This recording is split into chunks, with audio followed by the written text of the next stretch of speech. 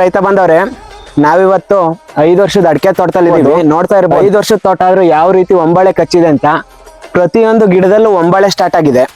5 ವರ್ಷದ ತೋಟ ಆದ್ರೂ ಈ ರೀತಿ ಒಂಬಾಳೆ ಬೆಳೆಯಕ್ಕೆ ಏನ್ ಕಾರಣ ಅದನ್ನೆಲ್ಲ ನಾವಿವಾಗ ನಿಮಗೆ ಡೀಟೇಲ್ ಆಗಿ ತಿಳಿಸ್ಕೊಡ್ತೀನಿ. ವರ್ಷದ ಗಿಡ ಸ್ಟೆಮ್ ನೋಡ್ತಾ ಇರ್ಬೋದು, ಗರ್ತು ಸಖತ್ತಾಗಿ ಬಂದಿದೆ.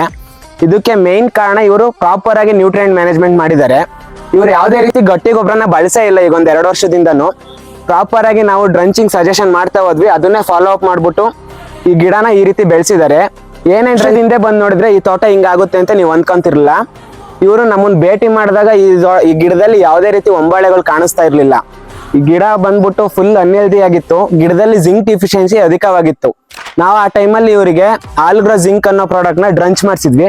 ಡ್ರಂಚ್ ಮಾಡಿಸಿದ್ಮೇಲೆ ನೀವು ನೋಡ್ತಾ ಇರ್ಬೋದು, ಕ್ರಾಸ್ ಆಗಿರೋ ಸುಳಿ ಎಲ್ಲ ಸ್ಟ್ರೈಟ್ ಆಗಿದೆ. ಅದನ್ನ ನಾನು ನಿಮಗೆ ನೋಡ್ತಾ ಇರ್ಬೋದು. ರೈತ ಬಂದವ್ರೆ, ಈ ಗಿಡಕ್ಕೆ ನಾವು ಮೊದಲನೇದಾಗಿ ಜಿ ಕಾರ್ಬ್ ಮತ್ತೆ ಟ್ರಯೋಫಾರ್ಡ್ ನ ಕಾಂಬಿನೇಷನ್ ಆಗಿ ಡ್ರಂಚ್ ಮಾಡಿಸಿದ್ವಿ. ಅದನ್ನ ಕೊಟ್ಮೇಲೆ ಎಲ್ಲಾ ಗಿಡದಲ್ಲೂ ಒಂಬಾಳೆ ಸ್ಟಾರ್ಟ್ ಆಯ್ತು.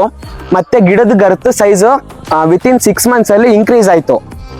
ನಂತರದ ದಿನಗಳಲ್ಲಿ ಇದರಲ್ಲಿ ವೈಟ್ ರೂಟ್ಸ್ ಡೆವಲಪ್ಮೆಂಟ್ ತುಂಬಾ ಕಡಿಮೆ ಇತ್ತು. ಆ ಟೈಮಲ್ಲಿ ನಾವು ಪ್ರಾಡಕ್ಟ್ ಲೆಜೆಂಡ್ ಕಾಂಬಿನ ಡ್ರಂಚಿಂಗ್ ಮಾಡಿಸಿದ್ವಿ. ಲೆಜೆಂಡ್ ಕಾಂಬಿ ಡ್ರಂಚಿಂಗ್ ಮಾಡಿಸಿದ್ಮೇಲೆ ಗಿಡ ಫುಲ್ ಗ್ರೀನಿಶ್ ಆಗಿ ಕನ್ವರ್ಟ್ ಆಯ್ತು. ನಂತರದಲ್ಲಿ ಒಂಬಾಳೆ ಸೈಜು ಲೆಂತ್ ಇನ್ಕ್ರೀಸ್ ಆಗ್ತಾ ಬಂತು. ನೋಡ್ತಾ ಇರ್ಬೋದು ರೈತ ಬಂದರೆ, ಇಷ್ಟು ರೀತಿ ಫಸ್ಟ್ನೇ ಒಂಬಾಳೆಲ್ಲೂ ಸತ ಯಾವುದೇ ರೀತಿ ಅರಳು ಡ್ರಾಪ್ ಆಗಿಲ್ಲ. ಇದಕ್ಕೆ ಏನ್ ಕಾರಣ ಅಂದ್ರೆ, ನಾವು ಅದಾದ 3 monthsಗೆ ಬೋರನ್ನ ಡ್ರಂಚ್ ಮಾಡಿಸಿದ್ವಿ.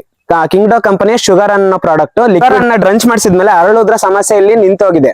ಫಸ್ಟ್ನೇ ಒಂಬಾಳೆ ಆದ್ರೂ ಸತ ಗಿಡದಲ್ಲಿ ಎಲ್ಲಾ ಕಾಯು ಸತ ನಿಂತಿದೆ. ಎಲ್ಲೋ ನೂಕೆ ಬಗ್ಗೆ ಹೆಚ್ಚಿನ ಮಾಹಿತಿಗಾಗಿ ನೀವು ಕಿಂಗ್ಡೋ ಕಂಪನಿಯ Instagram ಪೇಜ್ ನ ಫಾಲೋ ಮಾಡಿ. ಅದೇ ರೀತಿ ಅಡಿಕೆ ಬೆಳೆಯವರಿಗೂ ಶೇರ್ ಮಾಡಿ.